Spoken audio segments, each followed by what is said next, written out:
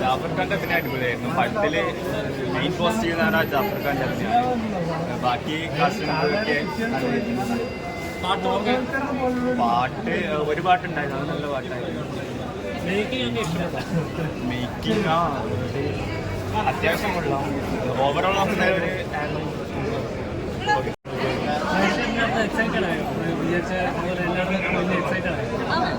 നമ്മൾ ഇത് എങ്ങോട്ടാ പോകുന്നതെന്ന് ഇങ്ങനെ ആലോചിക്കും, പക്ഷെ അവസാനം വരുമ്പോൾ നമുക്കതൊക്കെ കൃത്യമായിട്ട് മനസ്സിലാക്കും.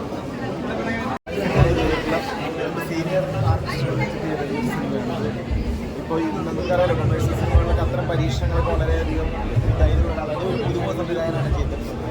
വളരെ നല്ല രീതിയിലാണ്, നല്ലൊരു കൺസെപ്റ്റാണ് അവതരിപ്പിച്ചിട്ടുള്ളത്. ഒരു ഫാമിലി എല്ലാ നമ്മൾ ഇന്നത്തെ ഒരു ചുറ്റുപാടിൽ നമ്മൾ പുതിയ കുട്ടികളൊക്കെ ഫേസ് ചെയ്യുന്ന വിഷയങ്ങളൊക്കെ അടിസ്ഥാനപ്പെടുത്തിയിട്ടുള്ള നല്ല വിഷയമാണ് കൈകാര്യം ചെയ്തിരിക്കുന്നത്. നല്ല എല്ലാവരും തിയേറ്ററിൽ ഫാമിലി ആയിട്ട് തന്നെ നമ്മളത് തന്നെ എൻ്റെ പ്രൊമോഷൻ സമയത്ത് നമ്മൾ പറഞ്ഞത് ഇതൊരു എക്സ്പെരിമെൻ്റൽ ഫിലിമാണ്.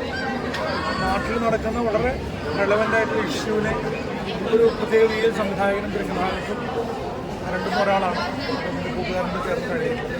അപ്പം ഒരു എക്സ്പെരിമെൻ്റൽ സ്വഭാവം സിനിമയ്ക്കുണ്ട്. ആ നിലയ്ക്ക് സിനിമകൾ കാണുന്നവർക്കാണ് ഈ സിനിമ കൂടുതൽ എൻജോയ് ചെയ്യാൻ പറ്റുക. പിന്നെ എന്താ പറയുക, പെർഫോം ചെയ്തിട്ടുള്ള ആൾക്കാരെയൊക്കെ നല്ലപോലെ ഉപയോഗപ്പെടുത്താൻ ശ്രമിച്ചിട്ടുണ്ട്. അതിലൊരു പരിധിവരെ അദ്ദേഹം വിജയിച്ചിട്ടുണ്ട്. ജാഫർ ഡിക്കെ പോലൊക്കെ ആർട്ടിസ്റ്റ് വളരെ സ്പോണ്ടേനിയസ് ആയിട്ട് എക്സ്പീരിയൻസ് മാറുന്ന ട്രമൻഡസ് ആക്ടറാണ്. അപ്പോൾ ആ നിലയ്ക്കുള്ള സാധ്യതകൾ ഉപയോഗിച്ചിട്ടുണ്ട്. ഇപ്പോൾ ഞാൻ ചെയ്ത കഥാപാത്രമായാലും ഞാനിതുവരെ ഇങ്ങനെ കഥാപാത്രം വേറെ അവതരിപ്പിക്കാൻ എനിക്ക് അവസരം കിട്ടിയിട്ടില്ല.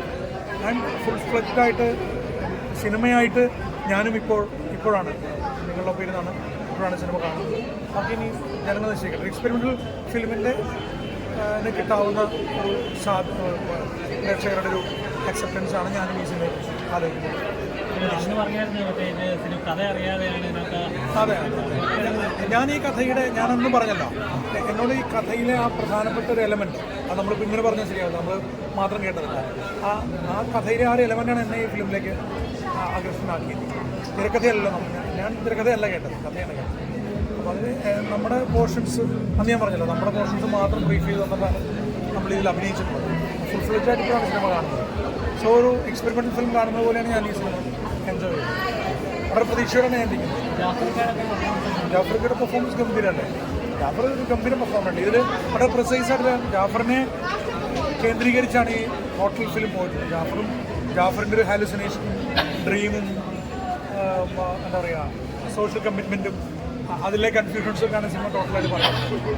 മാൻകോമുറി എന്നുള്ള പേരും അങ്ങനെ തന്നെയാണല്ലോ. അത് സിനിമ കാണുമ്പോൾ